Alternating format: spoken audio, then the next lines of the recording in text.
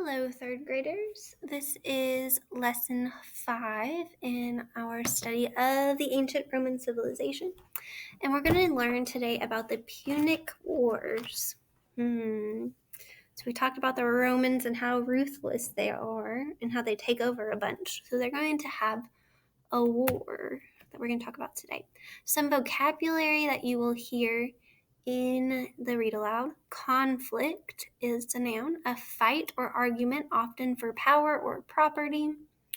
Disciplined is an adjective, it describes something, a manner of behaving that is very controlled. Exotic is an adjective, it also describes something. Unique or unusual, mysterious, interesting. Harassed, it's a verb, it's something that is done. Constantly attacked, hassled, agitated. And then the word peaks, it's a noun. Tops of mountains, summits, and crests. So in the previous lesson, you learned that Romans were no longer ruled by kings and instead formed a new type of government, a republic. All right, so we've been talking about what makes a civilization.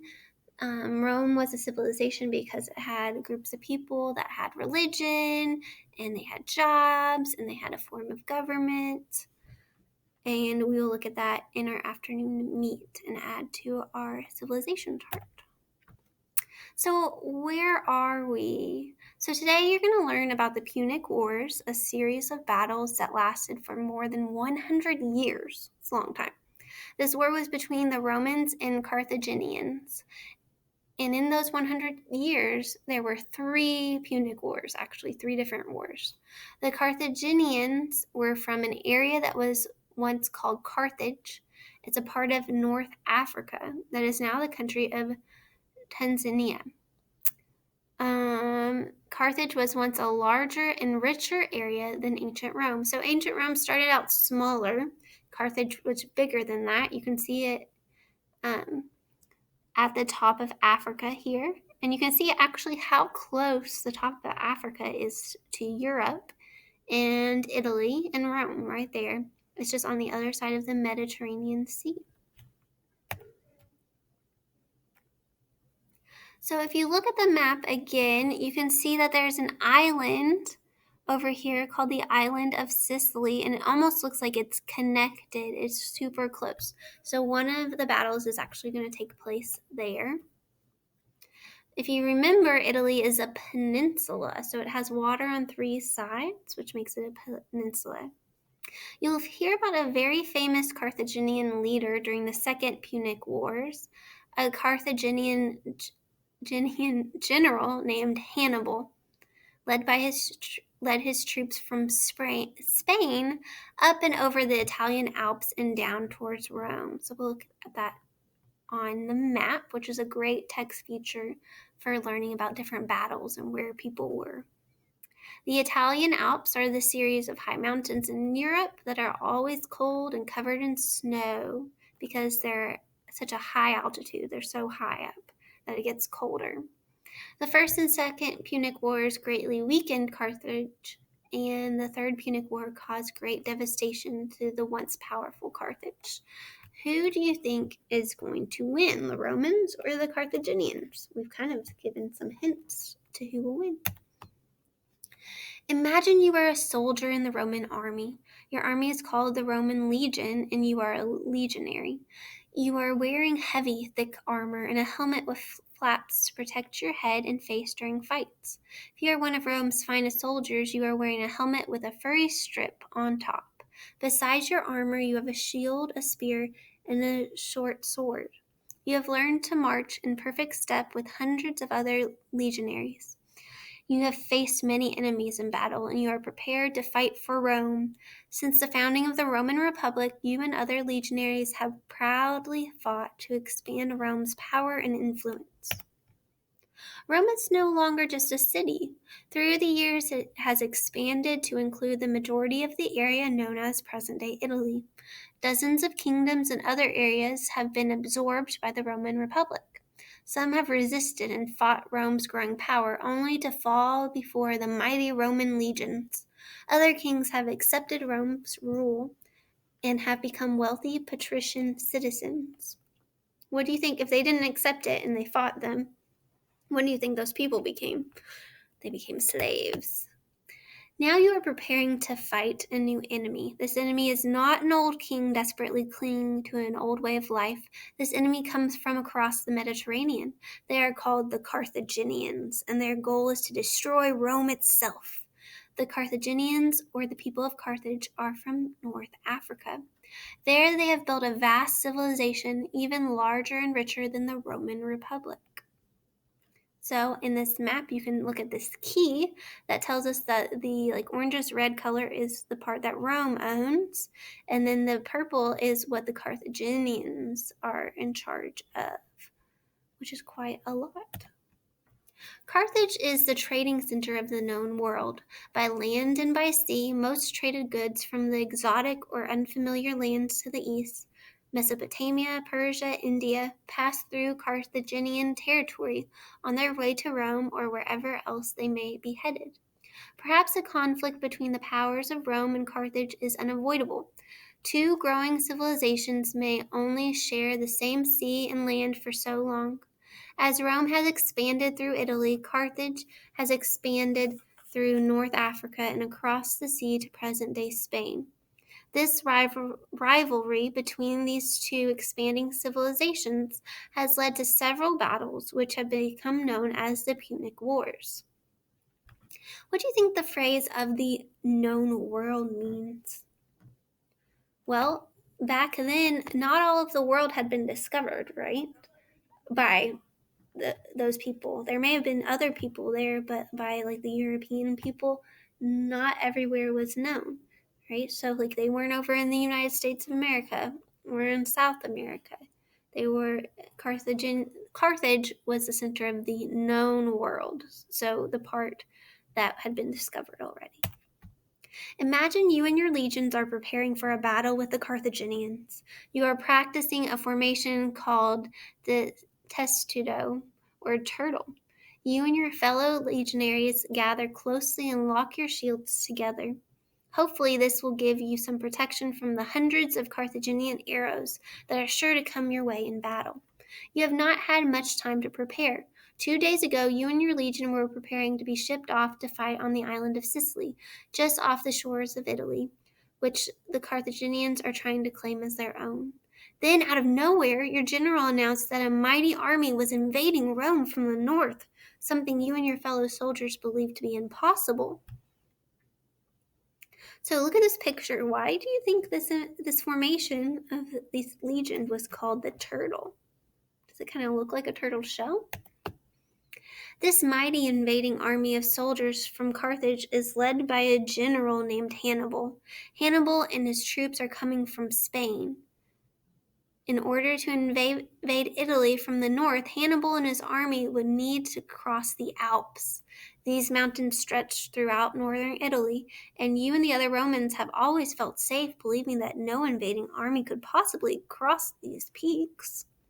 You and your fellow soldiers were wrong, and now you and the Roman legion must prepare to defend your homeland. Wonder how Hannibal and his army got across those mountains. That's pretty crazy. It is not going to be easy. You believe you are a better soldier than any Carthaginian, but you don't really know because you have never faced one in battle.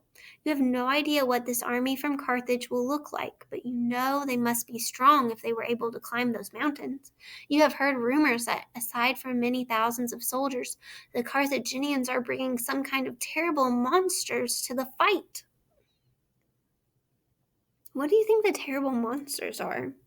I'll give you a hint. These people are coming from Africa. What terrible monsters could they have brought with them to help them in battle? At least they didn't usually run away scared. But that's exactly what they did the first time they encountered Hannibal and his war: elephants. The Roman legions were terrified by the elephants, in addition to the thousands of soldiers Hannibal had marched through the mountains. The Roman cavalry was no match for Hannibal's elephants, which stomped and tramped everything in sight. In fact, the horses were too smart to even try to attack the elephants, no matter what the soldiers did. How crazy is that they brought elephants into the battle? Pretty cool. At first, it seemed as though Hannibal would have no problem marching his army and elephants all the way to Rome. Unfortunately for Hannibal, the Romans were clever. Instead of trying to defeat Hannibal's army in an open battle all at once, the Romans harassed or repeatedly attacked them in small groups, escaping before the rest of the Carthaginians knew what was happening. Hannibal had hoped to crush the Roman army and attack on northern Rome in one easy battle, but instead he found himself roaming around the Italian countryside trying to find enough food to feed thousands of hungry soldiers and a couple dozen elephants. Believe it or not, this went on for nearly 16 years. Towards the end of this war, the Romans put together another army and set sail for Carthage to fight the Third Punic War. When Hannibal heard the news that some of the Romans were headed to Carthage, he was forced to hurry home. Instead of destroying Rome, he ended up racing home to try to defend Carthage from the Romans. That was kind of smart of those Romans. During these 3 Punic Wars, which lasted more than 100 years, Rome and Carthage fought for ultimate control of the Mediterranean Sea and all the land surrounding it. The Punic Wars did not turn out well for the Carthaginians. Eventually, the Romans sacked Carthage, meaning they took everything of value and destroyed the rest. They also took many Carthaginians as slaves. As a result of winning the Punic Wars, Rome gained control of nearly every bit of land around the Mediterranean. This was the beginning of one of the most powerful empires in all of history. In the last read aloud, you heard that Rome was a republic, meaning that the citizens had a vote in the government. The empire, however, had one ruler over all the land. Therefore, this last sentence is foreshadowing, meaning it is a hint of change to come in Rome's government once again. They're becoming an empire. What is the name of the conflict between the Romans and Carthaginians that caused them to battle for more than 100 years? The Punic Wars. What adjectives would you use to describe the Roman legionaries? Explain what part of the read aloud you would use to support your answer. So, how would you describe them and why?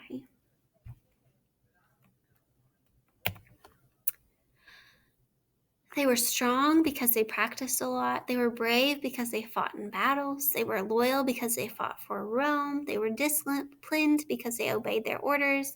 They were ambitious or overpowering because they took over other lands. They were intimidating. There's lots of other words you could use to describe the Roman legionaries. What was the name of the area in North Africa that was larger and richer than the Roman Republic? Carthage. Where did the Carthaginians try to invade? They tried to invade Italy. They were going for Rome itself. What? Why do you think the Carthaginians wanted to invade Italy? They wanted to be the power that ruled the Mediterranean Sea. They wanted all the land and power. Where did the First Punic War take place? On the island of Sicily. And who was Hannibal? He was the general that led the Carthaginians over the Alps and into battle against the Romans during the Second Punic War. What monsters did Hannibal bring with him? My favorite animal, elephants. Who was the victor or winner of the Punic Wars? The Romans. Woohoo! Why and how did they win? Well, they had disciplined soldiers and continued to harass Hannibal's weakened army in northern Italy for 16 years, and then they went down to Carthage and sacked it. They took over. What is this text feature called? And how does it help us understand the Punic War better? Well, this is a map, and it helps us understand it better because we can see where the Carthaginians had territory and where the Romans had territory in the beginning of our read aloud. Our word for today is conflict. In the read aloud you heard, perhaps a conflict between the powers of Rome and Carthage is unavoidable. Say the word conflict. Conflict is a fight or argument, sometimes for power or property.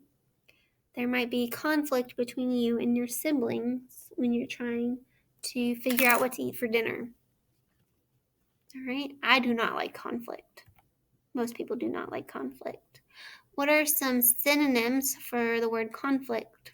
Well, in this instance, you could use the word fight, argument, battle, combat, war. Right? Those are all synonyms, which mean they have the same meaning as the word conflict. Good job, third graders. I hope you enjoyed learning about the Punic War.